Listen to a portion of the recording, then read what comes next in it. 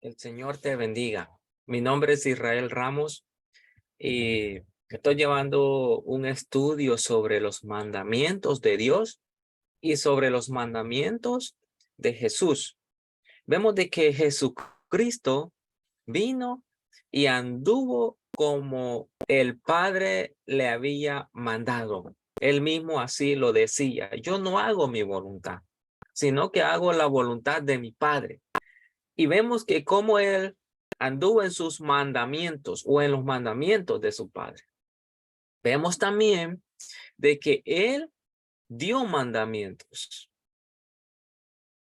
¿Cómo es que él dio mandamientos? Los mandamientos que él, de los que él hablaba, era de los mandamientos de la Torá.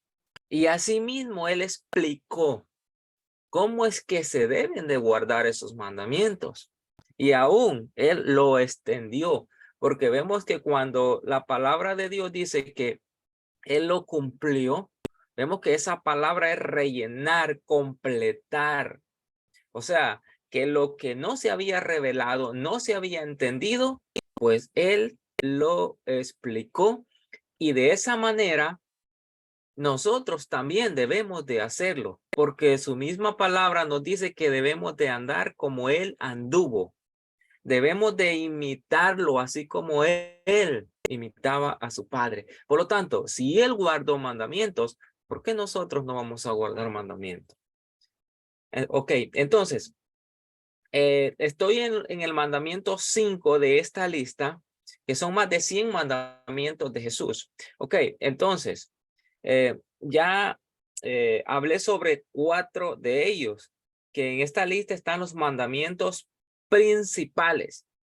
Ahora bien, estoy en los mandamientos Dios y Jesús. Y estuve hablando sobre ten fe en Dios, porque Hebreo nos dice de esta manera. Lo tengo, ok.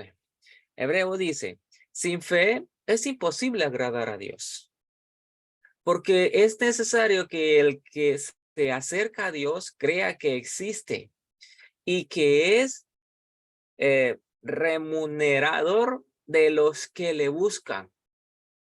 Por eso es que el mandamiento dice, ten fe en Jesús. Entonces vemos que la fe es la emunad, es la demostración de lo que ha creído. Por eso es que vemos que certeza es esa la sustancia o es la seguridad de lo que se ha creído o de las promesas que se nos han sido dado. Y convicción vemos que es esa evidencia o la demostración. Por eso es que Hebreos 11:1 dice, ahora bien, es la fe, es la certeza de lo que se espera y la convicción de lo que no se ve. A Jesucristo lo hemos escuchado, claro, lo hemos sentido por medio de su espíritu, pero no lo hemos visto. Entonces, es esa confianza que tenemos, es esa seguridad que tenemos que lo que él prometió, pues lo va a cumplir. Y la convicción es la evidencia, es la demostración de lo que no se ve, pero sí lo creemos en el nombre poderoso del Señor Jesús. Ok, entonces, ahora voy a continuar con el mandamiento 6. Teme a Dios. Y vamos a ir a las escrituras. Voy a compartir y aquí está ya. Teme a Dios. Y eso lo podemos encontrar en Lucas 12:5. Ok, teme a Dios. Ok, dice Lucas 12:5, pero yo os mostraré a quién debéis temer. Temed al al que después de matar tiene poder para arrojar al infierno. Si os digo a este temed, hablando a Jesucristo. Ok, está mostrando a quién es que se debe de temer. Y el mandamiento es teme a Dios. Y aquí Jesucristo está diciendo a quién debemos de temer. ¿A quién debemos de temer? Temer al que después de matar tiene poder para arrojar al infierno. Si os digo a este, temed. Ok, pero vamos a ir al contexto de lo que está hablando aquí Jesucristo. Vemos de que en el 5 dice advertencia contra la hipocresía. Contra la hipocresía. El 12:1 dice, en estas circunstancias, cuando una multitud de miles y miles se habían reunido, tanto que se atropellaban unos a otros. Jesús comenzó a decir primeramente a sus discípulos. Primeramente a sus discípulos. Guardaos de la levadura de los fariseos, que es hipocresía. Y nada hay encubierto que no haya de ser revelado, ni oculto que no haya de saberse. Porque lo cual, todo lo que habéis dicho en la oscuridad se oirá a la luz. Y lo que habéis susurrado en las habitaciones interiores será proclamado desde la azotea. Ok. Y yo os digo, amigos míos, no temáis a los que matan el cuerpo. Y después de esto no tienen más nada que pueden hacer. Acá Jesucristo está hablando de la levadura de los fariseos. Ok, ¿y qué es la levadura? Vemos que la levadura representa algo adulterado, algo de que se ha salido de su naturaleza, algo que se ha inflado, algo que ha dejado de ser normal y ha surgido algo extra de la esencia. Entonces vemos de que hay una advertencia. Vemos que el mandamiento es temer a Dios. Entonces, hay una advertencia contra los que adulteran. Vemos la levadura de los fariseos. Entonces, acá está la advertencia sobre que no debemos de temer a los que matan la carne, o sea, literalmente, porque posiblemente haya un temor sobre el morir, sobre el que quita la vida. Pero acá Jesucristo está hablando sobre lo espiritual y sobre el poder divino de Dios, que Él sí conoce los corazones. Él sí trasciende más allá de lo visible, porque Él es el Todopoderoso y Él puede, con su justo juicio, mandar a la persona a un juicio eterno. Y esto debe de ser preocupante para el que no está obedeciendo los mandamientos del Señor. Porque vemos que la adulteración, o sea, la levadura de los fariseos era hipócrita. Porque ellos hablaban, decían, exhortaban, aconsejaban, pero no hacían. Y Jesucristo les está advirtiendo sobre esa levadura de ellos. Por eso vemos nosotros que el 5 nos habla que yo os mostraré a quién debéis temer. Ok, entonces, ¿qué es la palabra temer? La palabra temer vemos que es de tener reverencia, de respeto, de temblar, temer, temeroso, miedo, atemorizar. Aquí es respeto o reverencia. Jesucristo le está diciendo a quién se le debe de tener reverencia o respeto. Luego está la otra palabra que es casi similar, que es temer. Entonces, temer tiene como reverencia, respeto, temblar, temer, temeroso. Entonces, no es que temer de miedo a un Dios, pues claro, al que no está obedeciendo los mandamientos del Señor, entonces sí hay que temblar de miedo. ¿Por qué? Porque él es el que tiene el poder para destruir un ser viviente.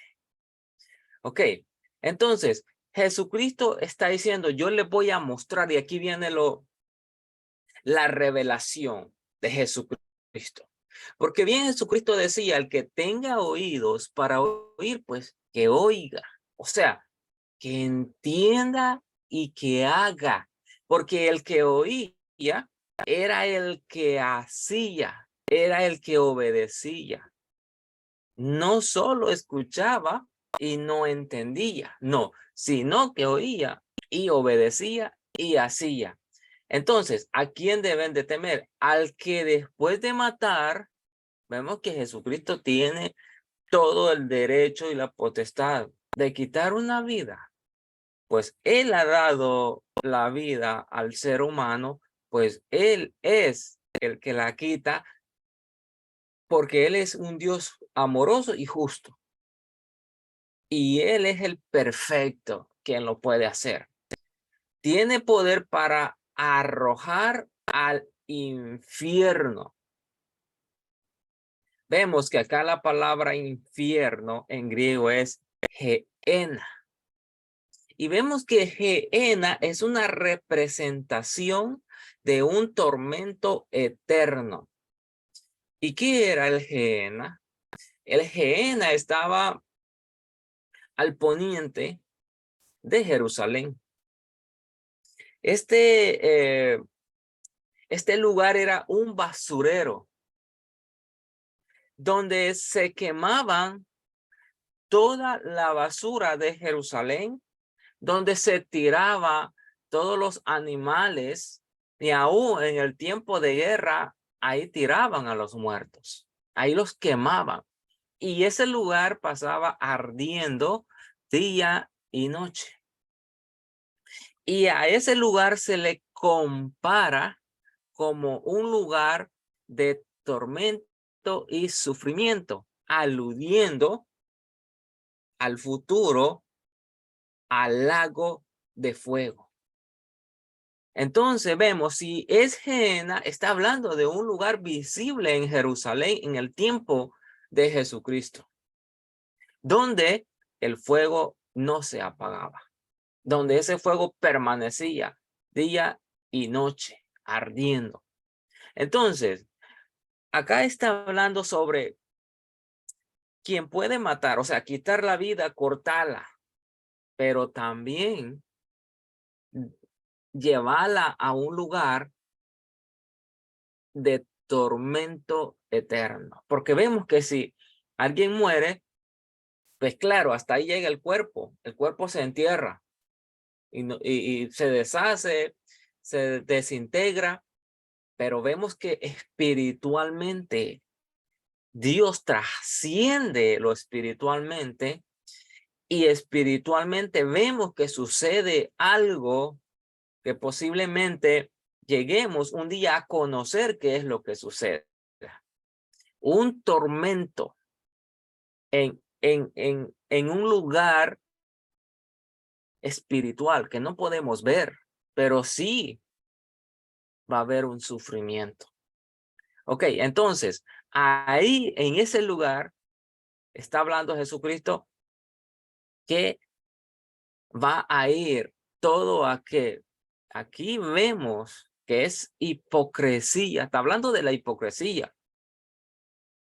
Está hablando de la levadura. Está hablando de adulterar lo que es la palabra del Señor. Porque no hay otra cosa más que adulterar, sino que los mandamientos del Señor. Poner extra mandamientos o poner un cerco de mandamientos haciéndolos igual que a los mandamientos de Dios. Mateo 5:22 dice, pero yo os digo que todo aquel que esté enojado con su hermano, este versículo lo voy a poner en grande porque vemos, este versículo ya lo analizamos, pero nuevamente me está tirando la referencia a este versículo.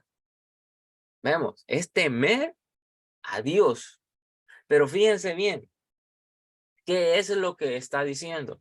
Pero yo os digo que todo aquel que esté enojado con su hermano será culpable ante la corte. Esto todo lleva un orden, todo lleva un orden y todo debe de ser justo. Y lo justo es que si hay una rencilla, un enojo, un malentendido, o si hicieron algo, claro, hay que llevarlo ante la corte. En este caso vemos que Israel tenía su corte. Los judíos tenían su corte, tenían su Sanedrín, tenía su corte de sacerdotes y Sanedrín, donde eran evaluados todas las transgresiones de los judíos. También estaban los sabios, los ancianos, a quien se les ponía el caso. Y ellos determinaban qué mandamiento estaban quebrantando y cuál era la culpa o el pago que había que pagar. No cada quien va a decidir de acuerdo a lo que piensa o cree, porque eso no es justo. Porque el que está dolido siempre va a ir en contra de quien le hizo algo. Entonces, por eso es que está diciendo, será culpable ante la corte. Y cualquiera que diga roca es algo muerto. Es algo que no tiene vida. O la otra palabra sería insensato, inútil. Sería en arameo roca, insensato o inútil. Fíjense bien que esta palabra roca, donde es muerto, si una persona le dice a un hermano, porque aquí está hablando con su hermano, y todos entendemos que mi hermano es el que comparte conmigo. Y si comparte conmigo, somos del mismo cuerpo, de la misma sangre. Pero en este caso está hablando de tu hermano en la fe. Si yo me enojo con mi hermano en la fe y yo le digo roca, le estoy diciendo que está muerto, que está vacío. Entonces, la referencia es si yo le digo insensato o yo le digo inútil a él. Yo estoy ofendiéndolo a él. Pero aquí no es que lo esté ofendiendo a él, sino que eso trasciende espiritualmente y éticamente y moralmente a la vida de ese ser viviente o de tu hermano. Entonces, ¿qué es lo que sucede? Si yo le digo que está muerto, yo le estoy diciendo que él no tiene el Espíritu de Dios. Yo le estoy diciendo de que él no tiene a Dios, de que él está muerto.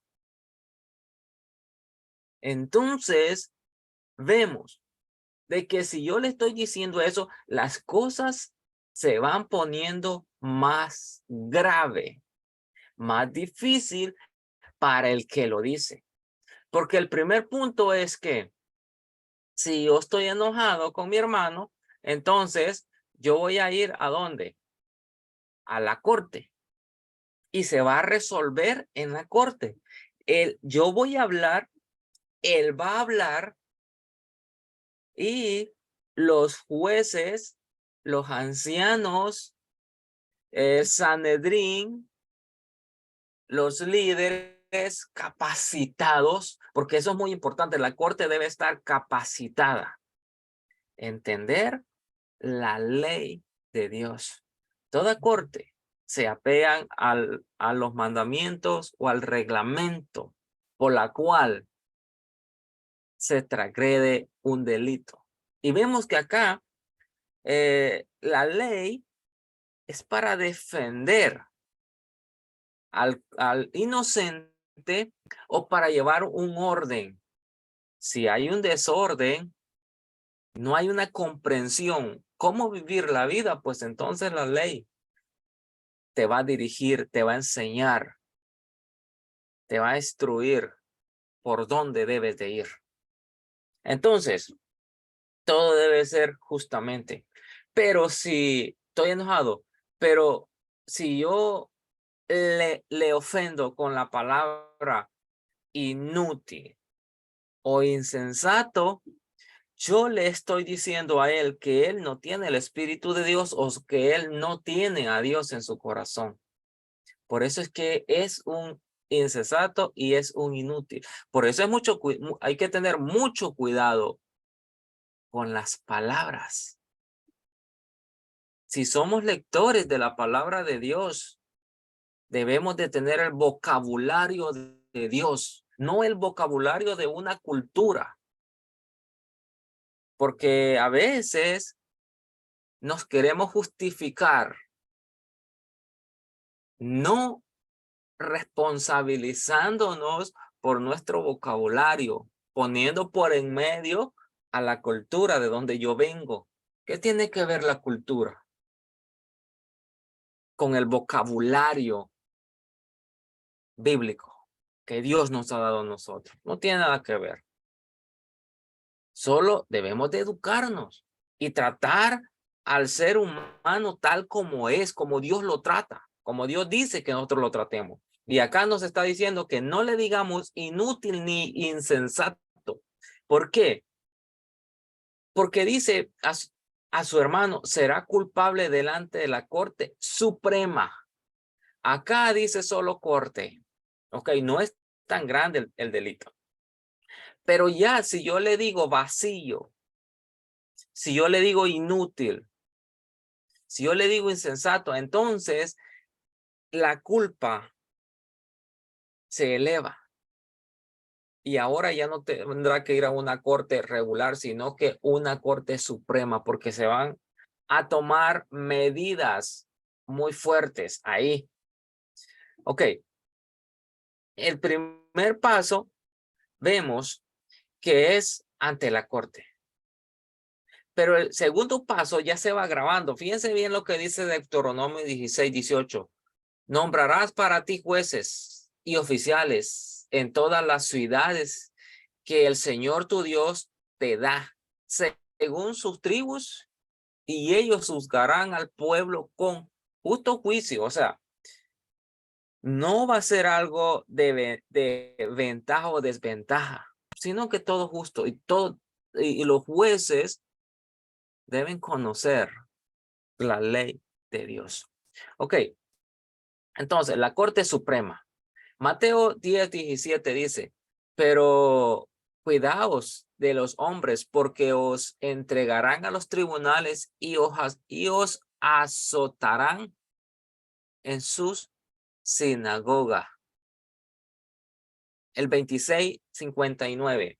Y los principales sacerdotes y todo el concilio procurarán obtener falsos testimonios contra Jesús con el fin de dar muerte.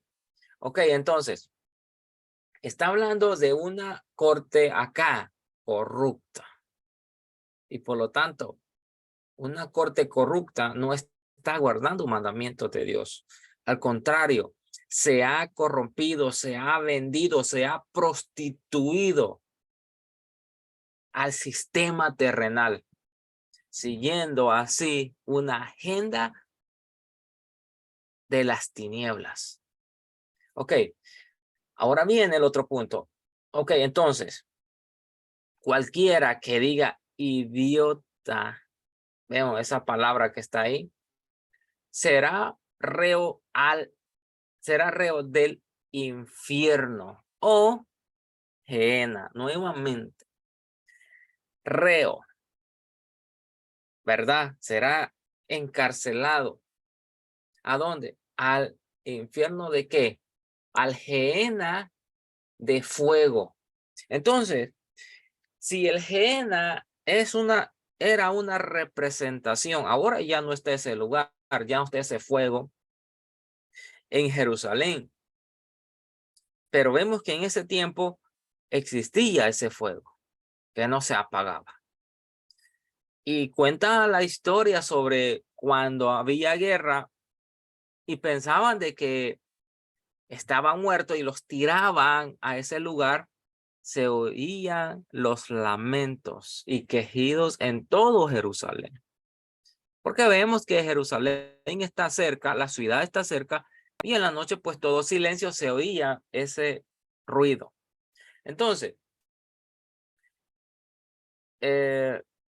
Mateo 5:29 dice, y si tu ojo derecho te es ocasión de pecar, arráncalo y échalo de ti, porque te es mejor que se pierda uno de tus miembros y no que todo tu cuerpo sea arrojado al gehenna.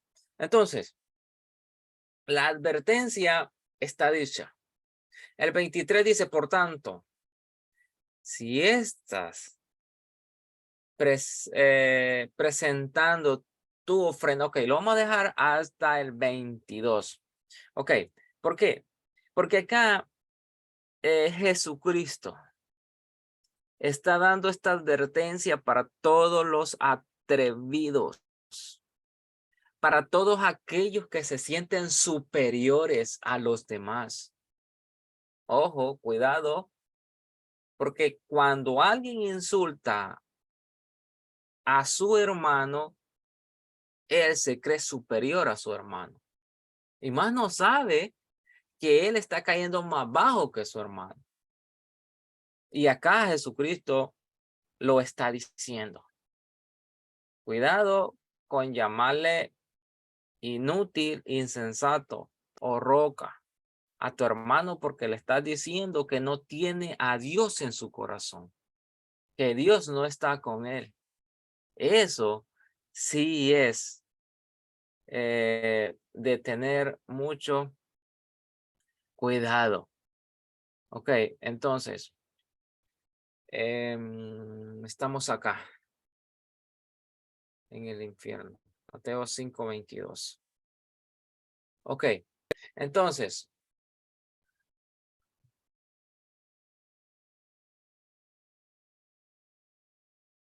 ok.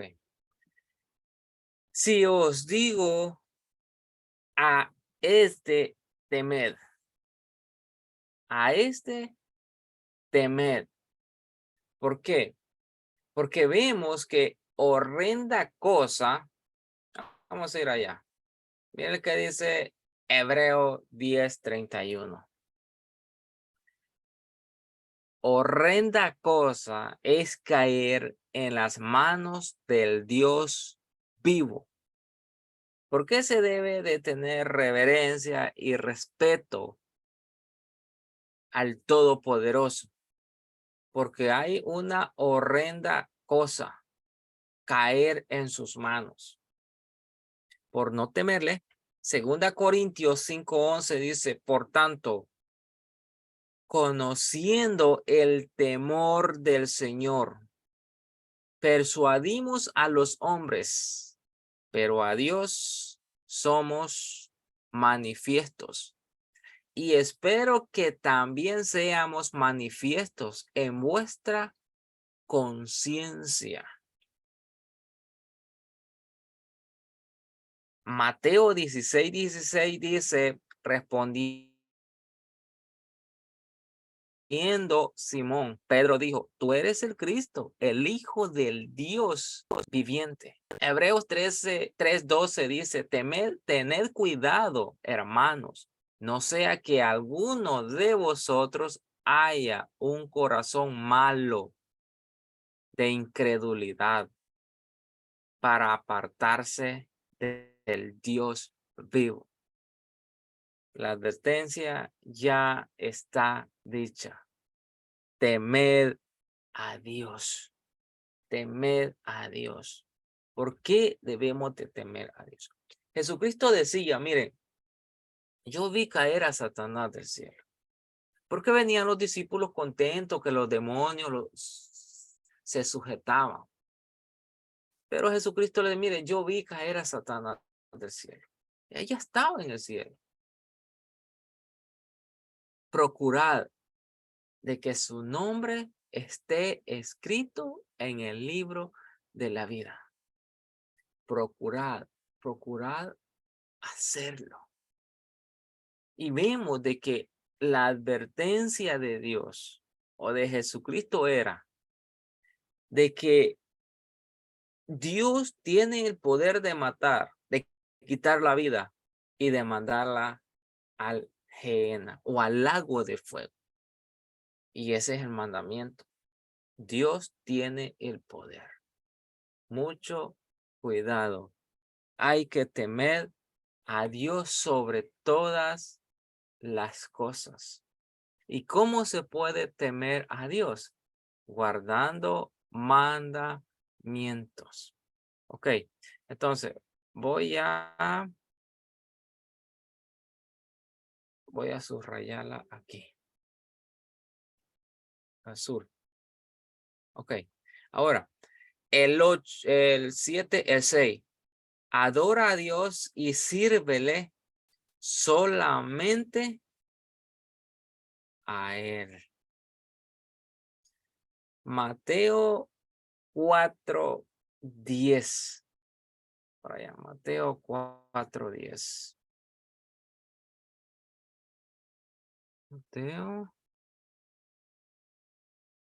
4:10. Ok. Mateo 4:10. Aquí lo tengo. Aquí está hablando Jesús es tentado. Ok. Entonces, Jesús dijo, voy a leerlo desde... no, lo voy a leer el 10. Entonces Jesús dijo, vete, Satanás. Vemos que esa palabra, Satanás, en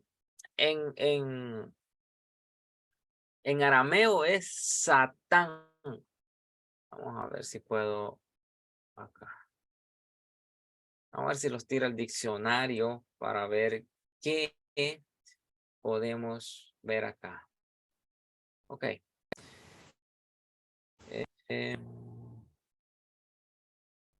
Vamos a ver. No.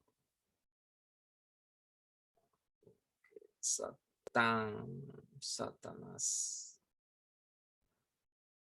Aquí. El 10.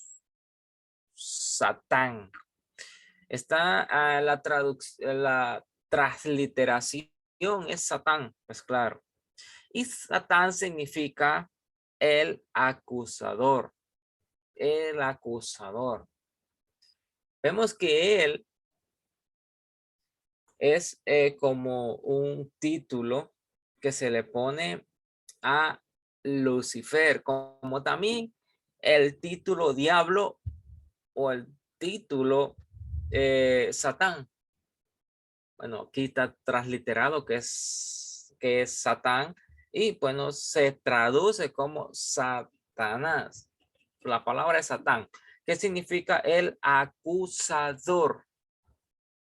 Ok, por eso vemos que cuando Jesús le dice a Pedro, quítate de mí, Satán, no le está diciendo que o sea, que Lucifer estaba dentro de él o que tenía demonio. No, Pedro se estaba estorbando de que Jesús fuera a Jerusalén, de que Jesús cumpliera con su misión. Por eso es que le dice, quítate de mí, no me estorbes, me estás estorbando.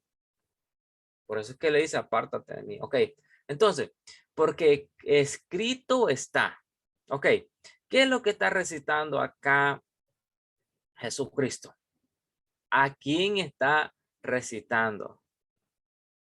Vamos a ver a quién está recitando. Deuteronomio 6:10. Temerás solo al Señor, tu Dios, y a Él adorarás. Y jurarás por su nombre. 10:20 dice, temerás al Señor tu Dios. 6, le servirás, te alegrarás a Él. Y solo en su nombre jurarás. Entonces aquí se está recitando Deuteronomio del Antiguo Testamento. Ok, entonces podemos ver cómo Jesucristo usaba ya lo que se había dicho, porque vemos que todo estaba escrito, lo que se iba a cumplir sobre lo que él iba a venir a hacer en esta tierra. Y acá lo que le está confirmando a Satán o a Lucifer, que estaba estorbando para el avance de lo que Jesucristo iba a hacer, de que ya estaba todo escrito, solo debía de cumplirse. Ok, entonces el mandamiento es de temer solo a Dios, nada más, solo a Dios. Y por eso lo encontramos nosotros, y ya lo leí en Deuteronomios, donde se dice que solo temerás al Señor tu Dios. Y vemos que aquí la palabra que se encuentra es Señor, que es el nombre sobre todo nombre, o sea, Hachem o Jehová, como se encuentra, o el gran yo soy. Entonces, a él se debe de temer y solamente a él. Eso sí es muy importante, lo que acá se está diciendo en el mandamiento, que solo a él se debe de temer. Ok, y no solo de temer, sino que adorar a Dios, solamente a él. Ok, entonces acá vemos que acá es donde se ha hablado sobre el primer o el segundo mandamiento, de no tener dioses ajenos delante de Dios, sino que temer a Dios. No adorarás nada de lo que hay arriba, ni abajo, ni debajo de la tierra. Ahí está el mandamiento y ahí está la advertencia de no hacerlo y de tenerlo en la mente que solo a Dios, solamente a Él, debemos de servirle y adorarle, porque Él ya se lo recordó a Lucifer, que no hay otro a quien debemos de adorar y respetar. Ok, el siguiente mandamiento es no pongan a Dios a prueba. Y eso lo podemos encontrar. Voy a marcar acá ok. Mateo 4:7. Por allá, Mateo 4:7. Voy a compartir pantalla. Y ahí mismo, Mateo 4:7. Ven lo que dice Jesús. Vamos a ver. Ok.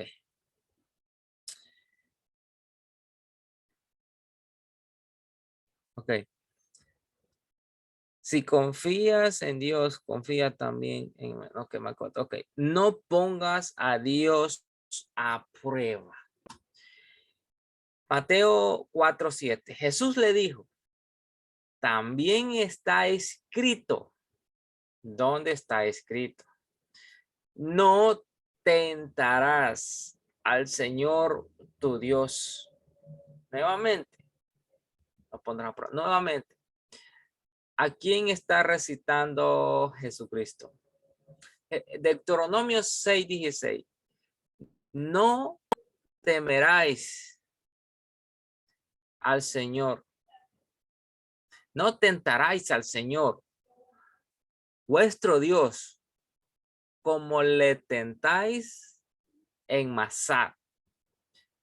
Entonces, la advertencia hacia los que venían en el desierto era de no tentáis, no tentáis, no tentéis a Dios. Jesús le dijo, también está escrito, no tentarás al Señor tu Dios.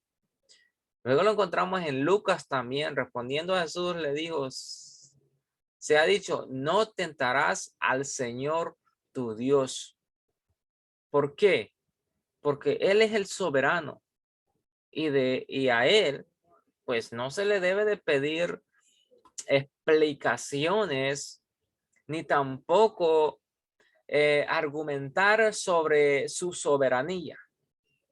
Si las cosas pasan, pues por algo pasa.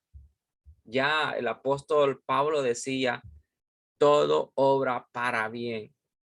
Para los que temen a Dios, todo obra para bien. Si está pasando una situación muy difícil, no tentar, no tentáis o no tentéis a Dios. ¿Por qué? Porque vemos que el pueblo de Israel cuando venía en el desierto, le pedían carne. Se quejaban, murmuraban, querían regresar a Egipto. Dios bien le dice, 10 veces me han tentado. Y vemos que hubieron muchas consecuencias. Muchos murieron. Y aún casi casi todos, porque pasó la tribu de Judá, murieron en el desierto por no creer, dice el libro de Hebreos o la carta de Hebreos, porque no creyeron, no entraron a la tierra prometida. Entonces, mucho cuidado con tentar el nombre de Dios o tentar a Dios o no ponerlo a prueba. ¿Por qué? ¿Por qué el hombre es tan atrevido? Ese es un atrevimiento de la creación hacia el creador.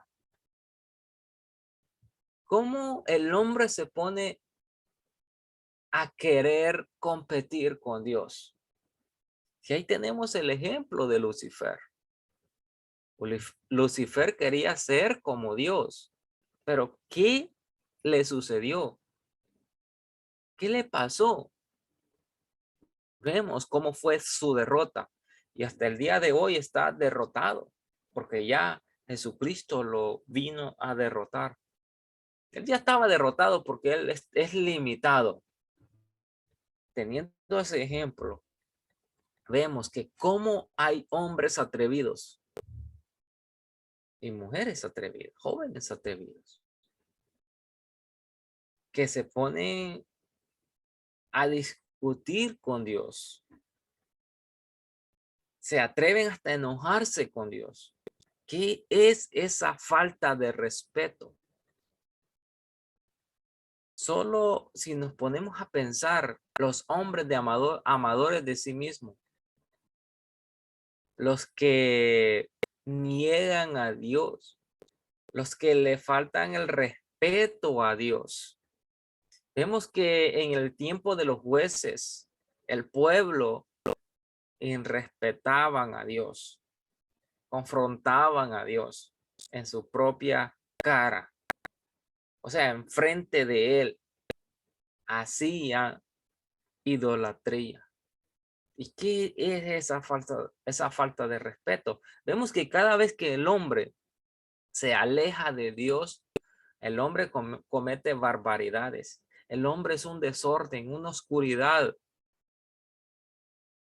El hombre no busca a Dios, porque el hombre es tiniebla si la luz no le alumbra. Entonces, cuidado, no pongamos a Dios a prueba. El 9, mandamiento 9, dice, si confías en Dios, confía también en mí. Juan 14, 1.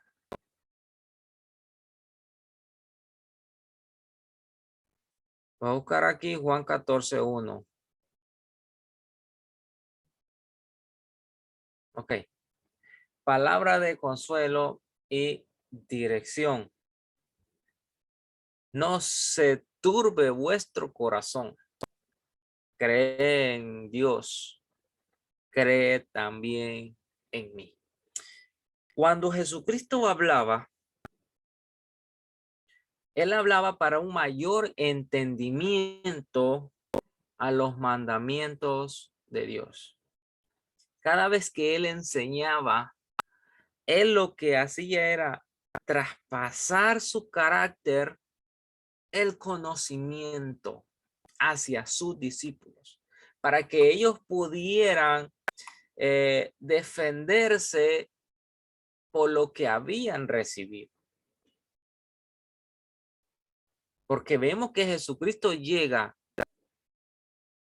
cumple su misión, pero después de ahí, el reino debía de avanzar. ¿Y quiénes iban a ser los encargados de continuar con este evangelio? Pues los discípulos. Por eso vemos que Dios traspasa, o sea, Jesucristo traspasa ese conocimiento y esa revelación. Y él habla, no se turbe. Vemos que la palabra aquí turbe habla de agitar. Bueno, al inicio habla remover, agitar. Y tiene entre paréntesis agua. Luego también alborotar, conmover, conturbar, inquietar, perturbar, turbar. Entonces, si habla de agitar, pongamos el ejemplo entonces de agitar agua. Si digamos el agua está tranquila, está limpia, pero cuando se comienza a agitar, se comienza a poner negra, no negra, sino que sucia, ya no se ve el fondo. Y lo que está en la superficie, pues comienza a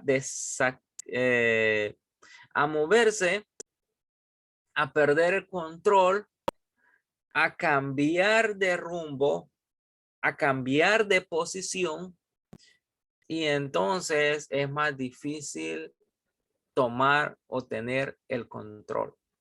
Por eso es que vemos que las crisis hacen perder el control, y eso habla de remover. ¿Qué se remueve? La paz, la tranquilidad, se agita.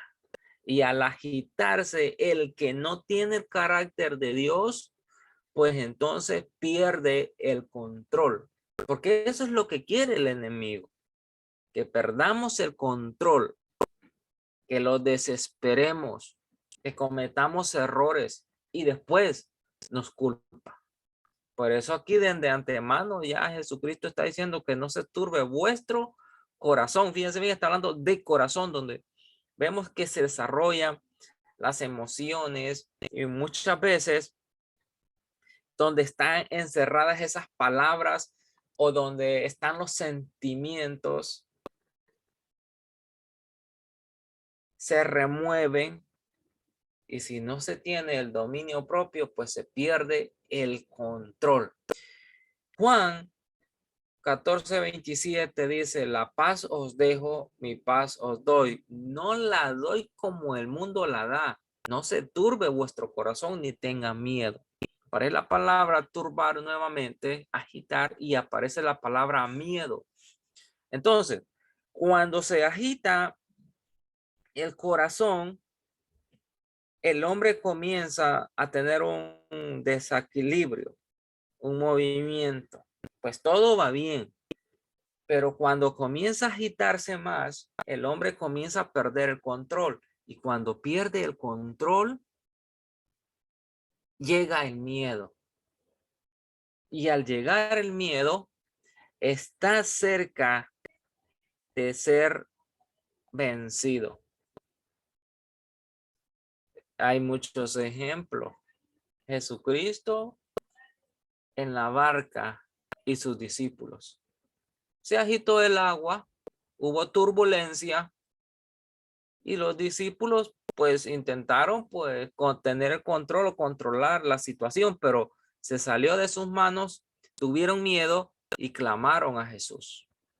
Y Jesús los regaña porque no tienen fe. O sea, su carácter no estaba bien formado en ellos. Por eso es que vemos de que habla directamente que no se turbe el corazón, porque al turbarse el corazón se pierde el control. Entonces, ahí habla de la confianza que hay que tener en Dios.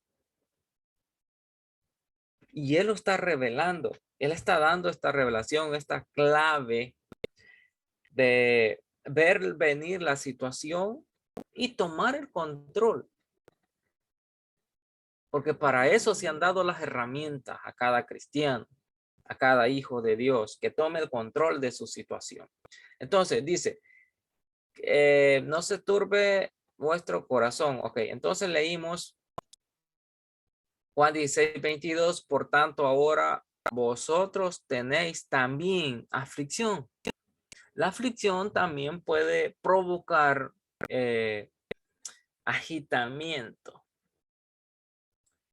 Pero yo os veré otra vez y vuestro corazón se alegrará y nadie os quitará vuestro gozo. Está hablando ya de la perfección, cuando llegue el segundo siglo y la perfección alcance a una transformación, que ya no va a haber más aflicción. Pero acá en este mundo, en esta tierra, en este sistema, sí hay aflicción, pero confiad, está diciendo. El 16:24 dice, hasta ahora nada habéis pedido en mi nombre. Pedid y recibiréis para que vuestro gozo sea que sea completo. En la hora de la angustia, en la hora de esa turbulencia, pues hay que buscar a quien me dice que lo busque. Él ha dado la autoridad. Él ha dicho que vayamos confiadamente a Él. Pues hay que ir a Él. Pues Él es el que da la salida. Entonces, cuando haya esa turbación, entonces él dice, mire, no se turbe, cree. La palabra cree.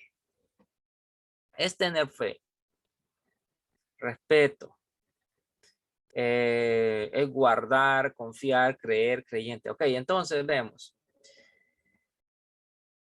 que el que se acerca a Dios debe de creer de que existe, nos dice Hebreos 11. Entonces acá, creer en Dios, creerle a Dios. ¿Qué es lo que te ha dicho Dios? ¿Qué te ha prometido Dios? ¿Qué te ha dado Dios? Primeramente, pues me ha dado una garantía, un adelanto, que es el Espíritu de Dios. Me ha sellado como propiedad de Él. Ah, ok. Entonces, cuando venga la tempestad, ¿qué es lo que vas a hacer? Pues ir, acudir a Él, porque Él me ha dicho, ven a mí todos los que estén cargados y trabajados, yo los haré descansar. Pues yo voy a ir a Él, le voy a llevar mis problemas y Él ahora va a atender mis problemas y yo voy a ser libre, yo soy libre. Pues claro, eso es lo que Él dice que hagamos, que creamos en sus promesas, en sus pactos y que recibamos sus bendiciones. Entonces, pero también dice, crean también en mí, dice Jesucristo. Jesucristo habló, ok, yo me voy, sí, pero vendré otra vez. Ah, ok. Y los llevaré y los tomaré conmigo. Y estarán conmigo donde quiera que yo estoy. También él dice, la paz os dejo, la paz os doy, pero no como el mundo la da. Todas las promesas que ha hablado Jesucristo, pues son para nosotros, para disfrutarlas acá en la tierra. Por eso es que el mandamiento dice, confiemos en Dios. Él prometió salvarnos, así como salvó al pueblo de Egipto, así nos va a salvar a nosotros. Porque si Él no hubiera salvado al pueblo de Egipto, entonces no tenemos garantía de que va a ser con nosotros. Si Él no hubiera llegado a morir, Él ya lo había anunciado y lo prometió. Entonces esa es la garantía. Si eso sucedió allá, si las profecías se cumplieron, entonces lo que Él prometió también se va a cumplir. Así como Dios prometió, cumplió, así mismo Jesucristo prometió y se está cumpliendo hasta el fin del mundo. Porque Él dijo, yo voy a estar con ustedes hasta el fin del mundo. El 2 sigue diciendo, en la casa de mi padre hay muchas moradas. Si no fuera así, os lo hubiera dicho, porque voy a preparar un lugar para vosotros. Y si me voy y preparo un lugar para vosotros, vendré otra vez y os tomaré conmigo, para que donde yo esté, ahí también vosotros estéis. Y conocéis el camino a donde yo voy. Gloria a Dios. Él ya lo ha dicho, que fue a preparar lugar para nosotros. Y va a venir otra vez. Y Él lo dice, que hay muchas moradas, hay lugar para nosotros. Y si no fuera así, pues Él dice, yo lo hubiera dicho que no hay nada. Pero si Él lo dijo y lo prometió, pues sí va a cumplir. Entonces, el mandamiento dice,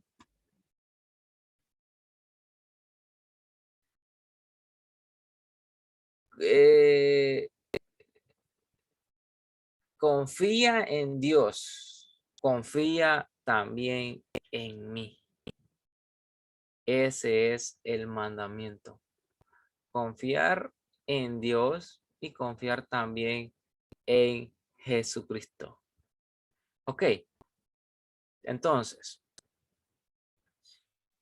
los mandamientos que Dios ha dado son para direccionarnos, para darnos a nosotros esa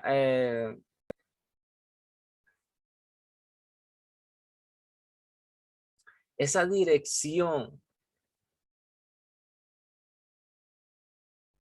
para darnos dirección, instrucción, orientación. Si Jesucristo lo dijo, lo está diciendo y nos está recordando, es porque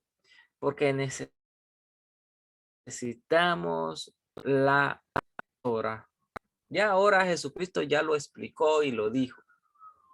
Ahora solo debemos de confiar y ya lo hemos visto, que confiemos en Él y pero también le creamos a Él y que guardemos sus mandamientos.